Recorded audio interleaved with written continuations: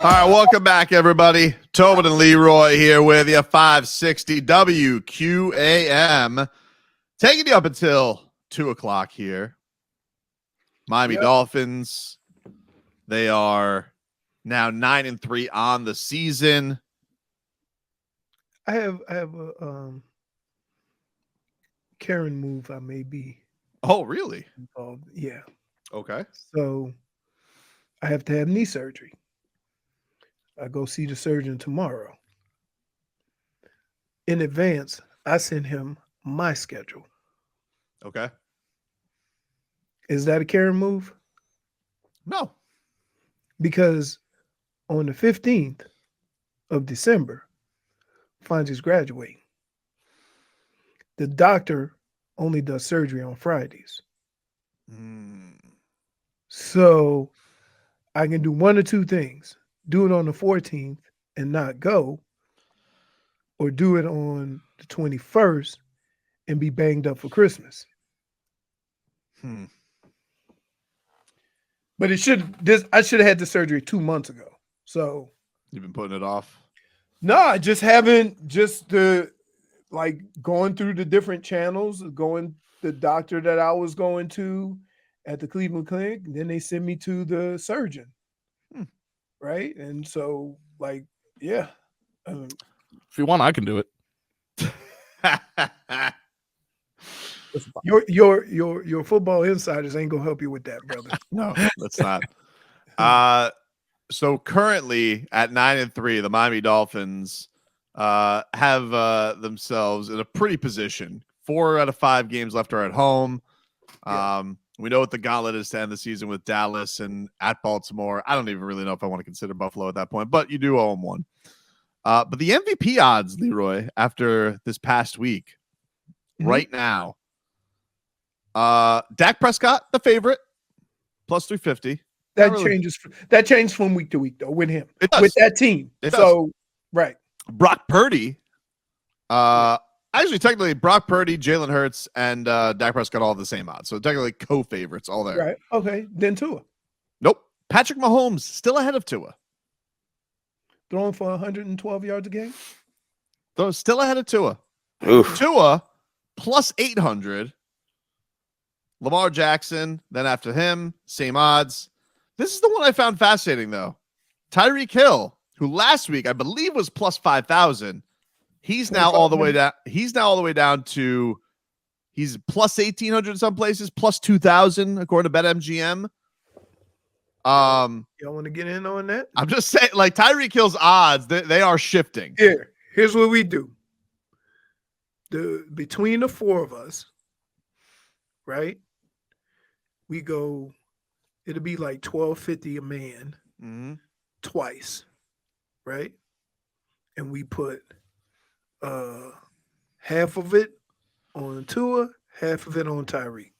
So it'll be $25 each. Do you think that they're gonna like split votes from each other? Like, is that gonna be a problem for them? Because here's the thing, like, because if you are when you're voting for an individual, right?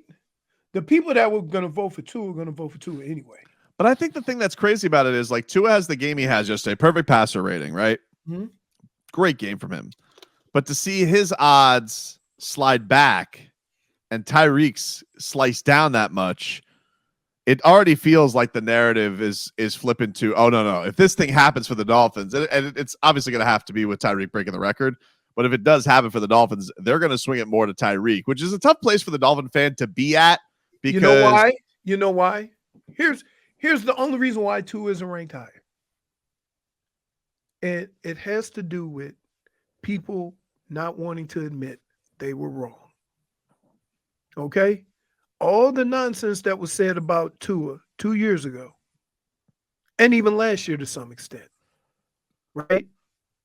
If you vote for Tua, you're acknowledging that you were 100% wrong. Now, we know some of these talking heads. Ain't no way in hell.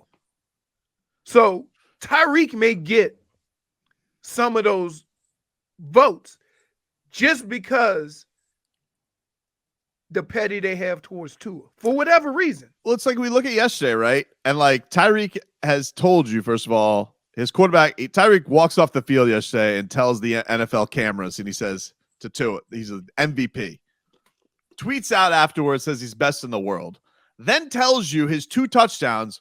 One was a Tua audible to call for Tyreek Hill and find Tyreek Hill because he saw the coverage. The other, everybody blamed Tua for throwing it to the wrong place and gave all the credit to Tyreek. And Tyreek's telling you, no, it was my mistake. He threw it in the right place, and I had to adjust because I screwed up initially.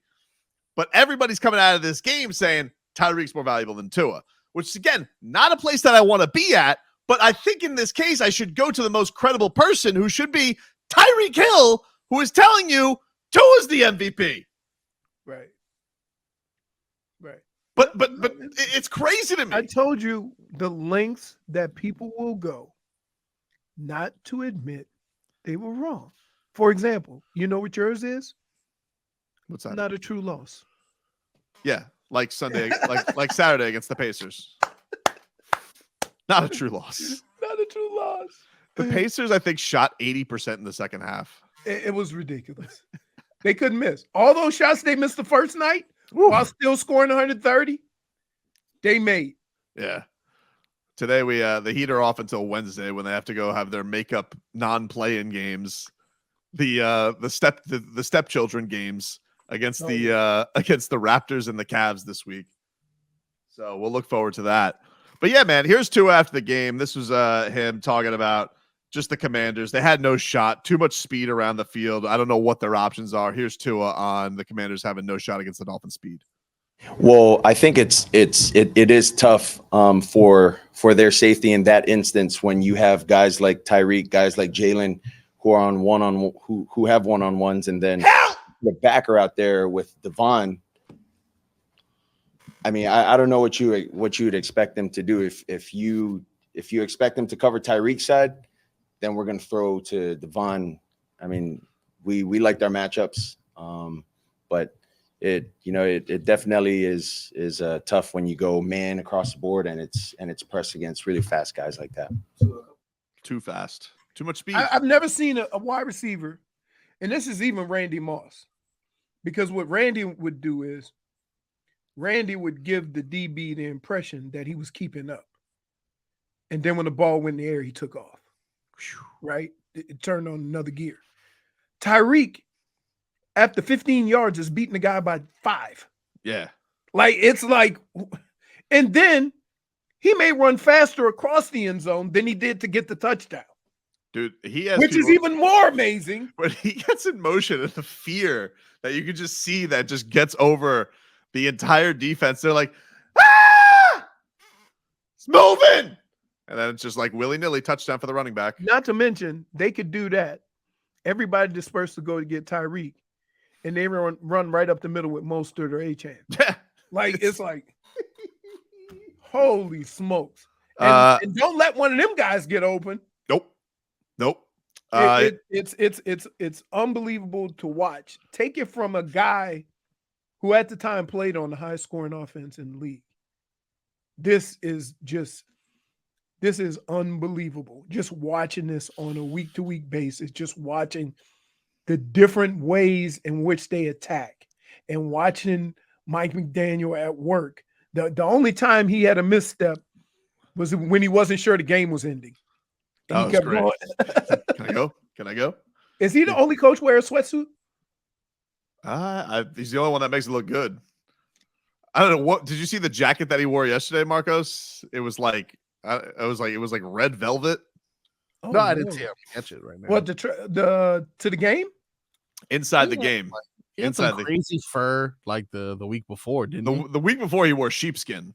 Yeah. This game it was like a cranberry red. It was like hey. First of all, we're men. We don't say cranberry. But that's what it was. It was red. Okay, but it was a and you're a redneck. You know, red. Rednecks don't use cranberry. I'm telling you, it was just like burgundy. Is burgundy on the table? But it wasn't quite burgundy. It was like a little bit. No. I'm not having this conversation. Like a little dash. It was cranberry. It was like cranberry, dude. I'm telling you, like it looked like cranberry sauce. No, I was with you 5 years before you got a new pair of tennis shoes. I'm not letting you do this. Here's Tua, if you got, or here's Tyreek afterwards. The first touchdown, Tyreek sits down, and they of course do the roller coaster celebration, which was top notch. Here was Tyreek Hill. Here's Tyreek. I like the way they clipped him in. They locked him in. Rob Hunt just goes. Here's Tyreek on them coming up with the celebration. It was sweet, right? Typically explains, man, how football is. There's ups and there's downs, man. Credit goes to Jalen Waddle, River Craycraft, and Robert Hunt on the touchdown celebration. Though it was sweet, though, with the whole hand in the air at the seatbelt. That was nice. Where did that come from? No, I don't no idea, man. Like we always come up with ideas on Friday, and that was one of the ideas from Waddle, Craycraft, and Rob Hunt. So those guys added, a lot of things, and I was like, okay, whoever scores, we're doing it. So it didn't matter who scored, who's going to do it, regardless. Amazing. I love that. I love that this is a Friday portion of practice. Oh, we have. Look, we used to have Friday practice where we get to come up with a trick play. Oh wow, that's fun. Let me tell you. Yeah.